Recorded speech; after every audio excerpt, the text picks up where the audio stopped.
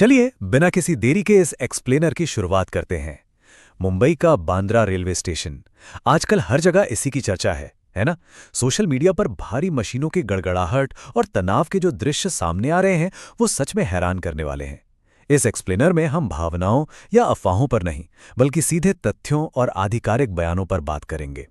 इस पूरे bulldozer action का हम स्टेप बाय स्टेप एनालिसिस करेंगे ताकि एकदम क्लियर हो सके कि ग्राउंड पर आखिर चल क्या रहा है और इसके पीछे की असली कहानी क्या है। अब सबसे बड़ा सवाल ये है कि बांद्रा स्टेशन के ठीक बाहर अचानक ऐसा क्या हो गया कि इतनी भारी मशीनरी तैनात करनी पड़ी। इंटरनेट पर जो फुटेज वायरल हो रहे हैं उनमें भीड़ का टकराव और पुलिस का लाठीचार्ज साफ दिख रहा है। लेकिन देखिए, ये सब बस एक ही दिन में नहीं हो गया। इसके पीछे दशकों पुराना इतिहास है, सख्त कानूनी आदेश हैं और शहर के विकास का पूरा प्लान है। तो चलिए कड़ियों को जोड़ते हैं और देखते हैं कि मौजूदा हालात क्या हैं। सेक्शन 1, जमीनी हकीकत, गरीब नगर। ग्राउंड रियलिटी को समझने के लिए सबसे पहले उस जगह को समझना होगा। गरीब नगर नाम की ये जो बस्ती है, ये कोई कल की बनी हुई नहीं है। ये रेलवे की जमीन पर करीब 60 साल से बसी हुई थी। इतने सालों में ये धीरे धीरे रेलवे ट्रैक के बिल्कुल किनारे तक फैल गई। और ये जो ड्राइव है ना, ये बहुत बड़े स्केल पर चल रही है। रेलवे की जमीन से लगभग 500 ढांचों को हटाने का टारगेट है। ये कोई छोटी मोटी अतिक्रमण हटाने की मुहिम बिल्कुल नहीं है। और सबसे चौंकाने वाली बात यह है कि दूसरे ही दिन तक लगभग 60% निर्माणों को पूरी तरह से गिरा दिया गया था। ये स्पीड दिखाती है कि प्रशासन कितनी पक्की तैयारी के साथ आया था। खैर, असली तनाव तब चरम पर पहुंच गया जब अधिकारियों ने 2 अवैध रूप से बनी पक्की मस्जिदों को गिराने की कार्रवाई शुरू की। दिलचस्प बात यह है कि सोर्स के मुताबिक इनमें से एक मस्जिद पर तो बाकायदा एक मोबाइल नेटवर्क टावर बना हुआ था और एयर कंडीशनर भी लगे थे। सोचिए जरा, जैसे ही मशीनें इन स्ट्रक्चर्स की तरफ बढ़ीं, भीड़ का गुस्सा एकदम से फूट पड़ा।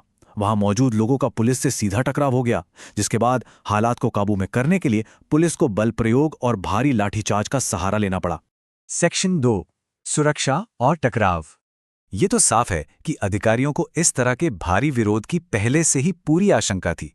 ये कोई आम दिन नहीं था, बल्कि एक बेहद संवेदनशील इलाके में उठाया गया एक बहुत बड़ा कदम था। इस ऑपरेशन का स्केल समझना है तो इस नंबर पर गौर कीजिए। मौके पर 1200 से ज्यादा सुरक्षाकर्मी तैनात थे।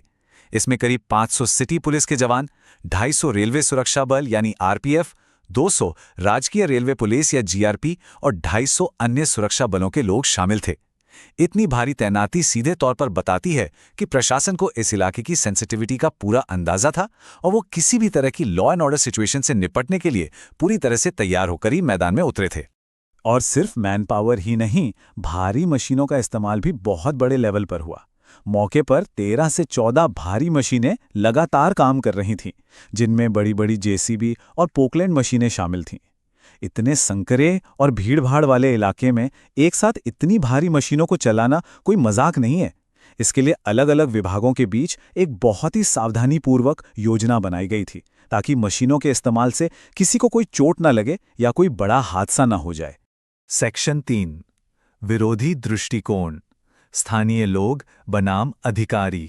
अब इस तरह की किसी भी बड़ी कार्रवाई के हमेशा 2 पहलू होते हैं और इस पूरे मुद्दे के सेंटर में 2 बिल्कुल अलग अलग नैरेटिव हैं। एक तरफ उन लोगों का भारी गुस्सा है जिन्हें वहां से हटाया गया है। उनका सीधा सा आरोप है कि उन्हें पहले से कोई जानकारी या नोटिस नहीं दिया गया, उनके घरों को रातों रात तोड़ दिया गया और अब उनके पास रहने का कोई दूसरा ठिकाना नहीं है। वहीं दूसरी तरफ अधिकारियों का स्टैंड एकदम क्लियर है। उनका कहना है कि वो सिर्फ हाल ही में आए हाई कोर्ट के एक आदेश का पूरी सख्ती से पालन कर रहे हैं। रेलवे अधिकारियों ने बिना नोटिस वाले दावों को सिरे से खारिज कर दिया है और उनका कहना है कि वो बस अपनी कानूनी ड्यूटी पूरी कर रहे हैं। सेक्शन 4, दशकों लंबी कानूनी लड़ाई। दावों और पलटवार के बीच जो असली सच है वो कोर्ट के पेपर्स में दर्ज है। ये जानना बहुत जरूरी है कि ये बुलडोजर एक्शन अचानक रातों रात लिया गया कोई फैसला नहीं था। रेलवे के सीपीआरओ के मुताबिक इस पूरे अभियान की नींव तो साल 2017 में ही रख दी गई थी, जब पीपी एक्ट के तहत बेदखली का प्रोसेस और सुनवाई शुरू हुई थी। करीब 7 से 9 साल लंबी कानूनी प्रक्रिया चली, सभी पक्षों को सुना गया और आखिरकार 29 अप्रैल 2006 को अदालत ने रेलवे के पक्ष में अपना फैसला सुना दिया। सबसे अहम बात यह है कि कोर्ट ने आदेश दिया कि ठीक 7 दिन के अंदर इस पूरे अतिक्रमण को हटा दिया जाए। और बस इसी वजह से आज हम इस डिमोलिशन को जमीन पर उतरते हुए देख रहे हैं। सेक्शन 5, रेलवे बुनियादी ढांचा और भविष्य। लीगल साइड को समझने के बाद दिमाग में ये सवाल जरूर आता है कि रेलवे को अचानक इस पर्टिकुलर जमीन की इतनी जरूरत क्यों पड़ गई। दरअसल रेलवे के लॉन्ग टर्म गोल्स बहुत साफ हैं।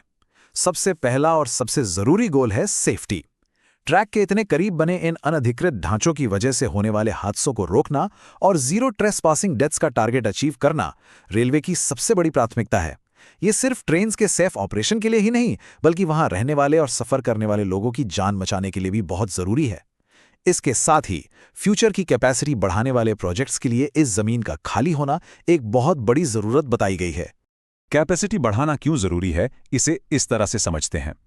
आज के टाइम में वेस्टर्न रेलवे के उस मुंबई वाले सेक्शन से हर दिन औसतन 50 ट्रेनें चलती हैं।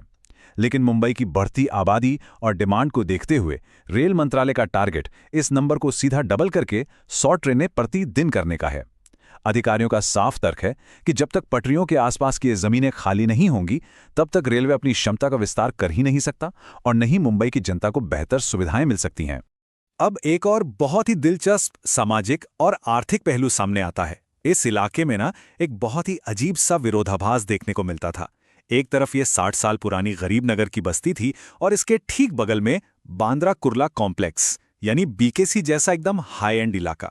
बीकेसी में दुनिया भर के बड़े बड़े बैंकों के हेडक्वार्टर्स हैं, पास में ही बड़े बड़े फिल्मी सितारों के घर हैं और सबसे बड़ी बात, इसी इलाके में भारत की पहली बुलेट ट्रेन का आखिरी स्टेशन भी बनने वाला है।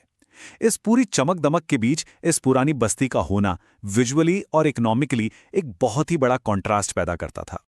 और यही कॉन्ट्रास्ट हमें अधिकारियों के बयानों में भी झलकता हुआ दिखता है।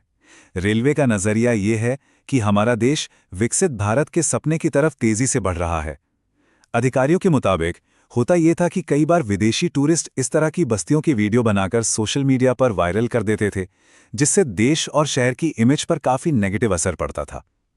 तो रेलवे प्रशासन का यह मानना है कि वर्ल्ड क्लास फैसिलिटीज देने और एक धब्बे के रूप में देखे जाने वाले इन इलाकों को साफ करने के लिए ये कार्रवाई उस विकसित भारत के विजन के साथ एकदम फिट बैठती है। तो इस पूरे एक्सप्लेनर के बाद हम एक बहुत ही गहरे सवाल पर आकर रुक जाते हैं। एक शहर अपने तेजी से होते इंफ्रास्ट्रक्चर के आधुनिकीकरण और दशकों पुरानी बस्तियों के विस्थापन के बीच बैलेंस आखिर कैसे बनाता है? एक तरफ सेफ्टी, डेवलपमेंट और फ्यूचर की ज़रूरतें हैं, तो दूसरी तरफ उन इंसानों की ज़िंदगी है जो दशकों से वहाँ अपना घर बसाए बैठे थे। सच कहूँ तो ये एक ऐसा सवाल है जिसका कोई भी सीधा या आसान जवाब नहीं है, लेकिन ये शहरी विकास की उस भारी मानवीय कीमत को ज़रूर सामने लाता है जिस पर बात होनी बहुत ज़रूरी है। विकास की असली कीमत क्या है, ये सोचने वाली बात है और शायद हमें लंबे समय तक सोचने पर मजबूर भी करेगी।